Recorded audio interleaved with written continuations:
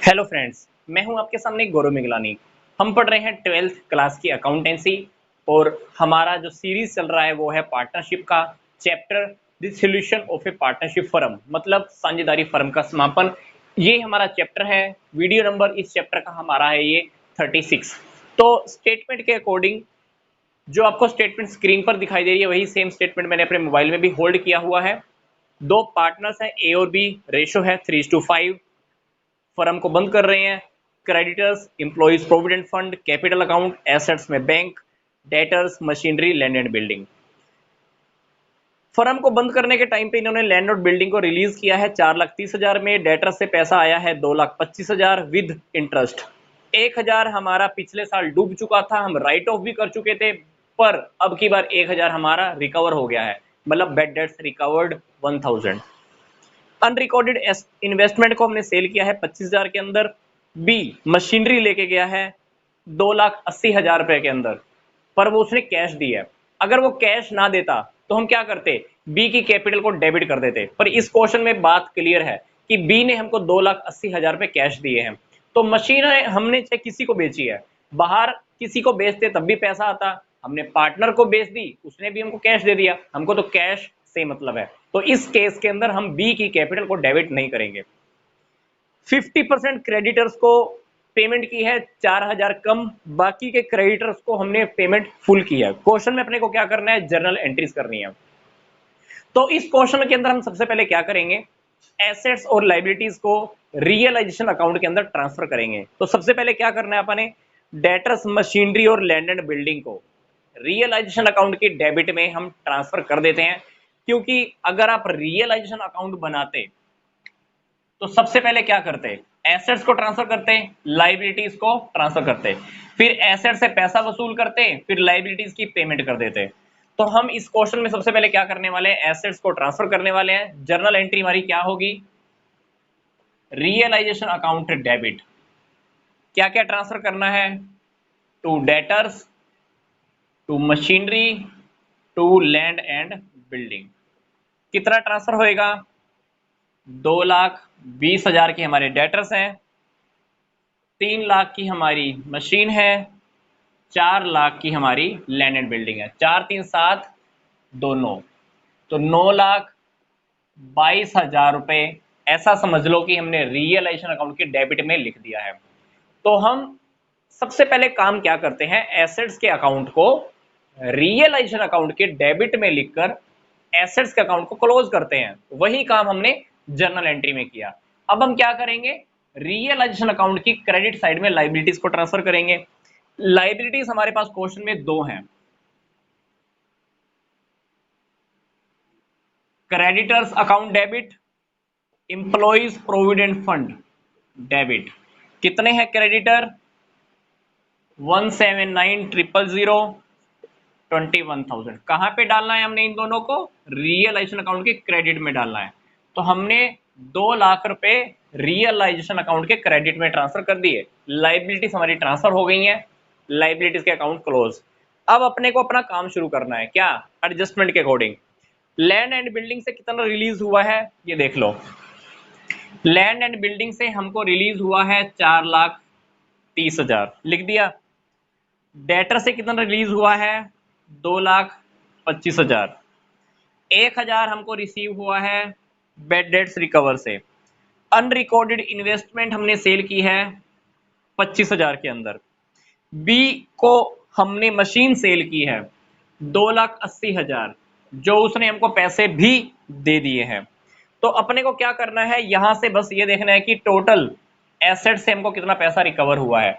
क्योंकि जब भी प्रॉपर्टी से पैसा आता है तो रियलाइजेशन अकाउंट के क्रेडिट में क्या लिख देते हैं, बाय कैश अकाउंट लिख देते हैं। तो हम यहां पर क्या करते हैं, इन सबको टोटल लगा लेते हैं। टोटल लगाने से हमको पता चल जाएगा कि एसेट्स को सेल करने से हमारे पास कितना पैसा आया है। तो अल्टीमेटली हमारे पास एसेट को सेल करने से अल्टीमेटली हमारे पास 9,61,000 रुपए आए हैं। जब हम एसेट्स को सेल करते हैं तो कहां लिखते हैं, रियलाइजेशन अकाउंट के क्रेडिट साइड में। इस क्वेश्चन के अंदर हमको एंट्री करनी पड़ेगी बैंक अकाउंट की हेल्प से, क्योंकि बैंक में हमारे पास पैसा आ गया है। बैंक अकाउंट को डेबिट क्यों किया हमने, क्योंकि क्वेश्चन के अंदर हमको बैंक अकाउंट दिया हुआ है। तो टू रियलाइजेशन अकाउंट,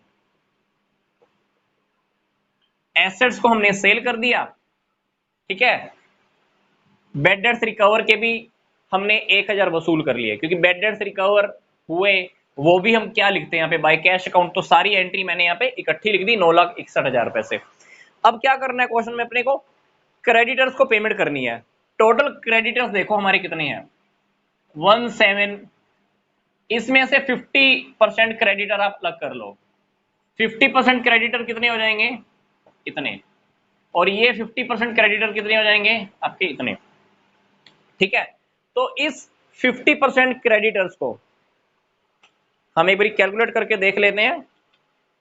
इस 50% क्रेडिटर को हमने पेमेंट कितनी करनी है, 4000 कम करनी है।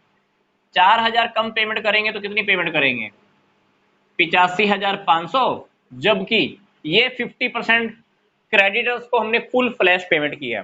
क्वेश्चन में आपको एडजस्टमेंट नंबर 6 के अकॉर्डिंग क्या करना है, टोटल क्रेडिटर्स को 50% क्रेडिटर्स में से 4000 पेमेंट कम, बाकी के क्रेडिटर्स को आपने फुल पेमेंट किया। तो ये पेमेंट किया आपने प्लस ये पेमेंट की, तो 89,500 प्लस 855,500। तो हमने क्रेडिटर्स को पेमेंट की है 1,75,000। ध्यान रखना, ये वाली पेमेंट प्लस ये वाली पेमेंट, ठीक है। 1,75,000 हमने किसको पेमेंट किया है, क्रेडिटर्स को। इसके अलावा क्वेश्चन में आपको इंप्लॉई प्रोविडेंट फंड भी दिया हुआ है 21,000 का। क्वेश्चन में इंप्लॉई प्रोविडेंट फंड से रिलेटेड कोई एडजस्टमेंट नहीं है, पर आप क्या करोगे, इंप्लॉई प्रोविडेंट फंड की पूरी पेमेंट करोगे। तो आपने 1,75,000 की तो क्रेडिटर की पेमेंट करनी ही है, इंप्लॉई प्रोविडेंट फंड की पेमेंट भी कर देना। तो आपके पास जो आपने पेमेंट करनी है वो आ जाएगी 1,96,000। पेमेंट हम कहां करेंगे लाइबिलिटीज की, रियलाइजेशन अकाउंट की डेबिट साइड में। तो realization account debit to bank account, कितनी पेमेंट करनी है हमने, 1,96,000। तो यहां पर आप एंट्री कर देना 1,96,000 से, ठीक है। अब क्वेश्चन के अकॉर्डिंग हमने सब कुछ लिख लिया है।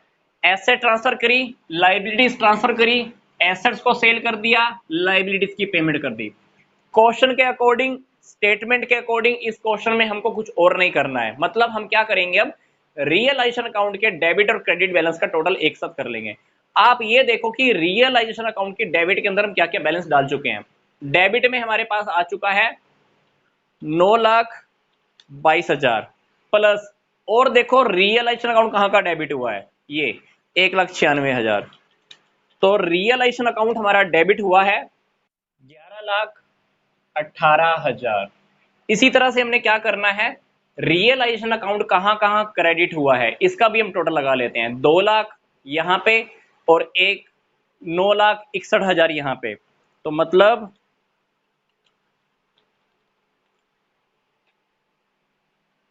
11,61,000 रुपए कहां पे आया है, क्रेडिट में आया है। तो यहां पर देखो क्रेडिट के अंदर कितना है, 11,61,000, जबकि डेबिट में है 11,18,000। अल्टीमेटली यहां पे हमको साफ दिखाई दे रहा है 43,000 का प्रॉफिट आने वाला है। ये 43,000 का प्रॉफिट क्या करेंगे, दोनों पार्टनर्स में हम जो रेशो है 3:5 उनमें डिवाइड कर देंगे। तो 43,000 का प्रॉफिट रियलाइजेशन अकाउंट से आया है, दोनों पार्टनर्स में डिवाइड कर दीजिए।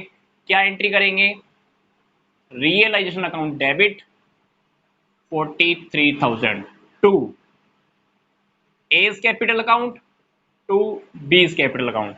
तो आप 3:5 में जब आप डिवाइड करोगे तो दोनों पार्टनर को आप डिवाइड करके देख लेना, 43,000 का 3/8 इसको मिलेगा 16,125।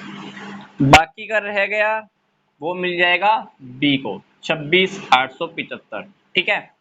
क्वेश्चन के अंदर हमारा रियलाइजेशन अकाउंट तो कंप्लीट हो गया। मान लो ये क्वेश्चन आपको क्या करने के लिए कहा जाता, मान लो इस क्वेश्चन के अंदर आप रियलाइजेशन अकाउंट बनाने के लिए कहा जाता, फिर हम क्या बनाते, कैपिटल अकाउंट। फिर क्या करते, कैपिटल का टोटल करके पार्टनर्स को हम फाइनल पेमेंट करते। वही काम अब हमको जर्नल एंट्री के थ्रू करना है। इस क्वेश्चन के अंदर पार्टनर्स की कैपिटल देखिए स्टार्टिंग से कितनी रखी हुई है, ए की है 3 लाख, बी की है 5 लाख। अब ए को प्रॉफिट में कितना हिस्सा मिला है, 16,125, बी को प्रॉफिट में कितना हिस्सा मिला है 26,875। तो इसको टोटल कैपिटल फर्म ने कितनी पे करनी है 3,16,125। बी को कितनी पे करनी है 5,26,875। तो ए का टोटल क्रेडिट बैलेंस, बी का टोटल क्रेडिट बैलेंस, फर्म क्या करेगी दोनों को फाइनल पेमेंट कर देगी। फाइनल पेमेंट मतलब इन दोनों की कैपिटल को अब हम क्या कर देंगे डेबिट कर देंगे, बैंक अकाउंट को क्या कर देंगे क्रेडिट कर देंगे। क्योंकि अगर आप इन दोनों पार्टनर्स के कैपिटल अकाउंट रेडी करते तो क्या करते बैलेंस बीडी से दोनों के पार्टनर्स के कैपिटल अकाउंट आप क्रेडिट से स्टार्ट करते, प्रॉफिट को दोनों पार्टनर की कैपिटल अकाउंट के क्रेडिट में ट्रांसफर करते, टोटल क्रेडिट बैलेंस इतना इतना हो जाता। डेबिट साइड के अंदर हम जाकर क्या लिख देते टू बैंक अकाउंट, ब्रैकेट में हम लिख देते फाइनल पेमेंट। वही काम अब हमको जर्नल एंट्री के थ्रू करके दिखाना है। क्या जर्नल एंट्री करेंगे A's capital account debit, B's capital account debit to bank account. A को कितनी फाइनल पेमेंट करनी है बी को 5,26,875। दोनों का अगर आप टोटल करके देखोगे तो पता चल जाएगा कि फर्म ने दोनों को फाइनल पेमेंट कितनी करनी है 8,43,000। ठीक है, तो ये क्वेश्चन हमको स्टेप बाय स्टेप करना है। क्वेश्चन के अंदर आप वर्किंग नोट के अंदर रियलाइजेशन अकाउंट अलग से रेडी करके देख सकते हो ताकि आपको पता चल जाएगा कि क्वेश्चन के अंदर हमारे पास 43,000 का प्रॉफिट आ रहा है। कैपिटल अकाउंट भी आप अलग से वर्किंग नोट में रेडी करके देख सकते हो, तब आपको पता चल जाएगा कि हमने दोनों पार्टनर्स को फाइनल पेमेंट कितनी करनी है, इतनी ए को इतनी बी को। ए का कैपिटल अकाउंट डेबिट, बी का capital account debit to bank account. ठीक है, तो मिलते हैं नेक्स्ट वीडियो में हम एक फिर से नए प्रैक्टिकल क्वेश्चन के साथ। यहां तक का वीडियो देखने के लिए आपका धन्यवाद।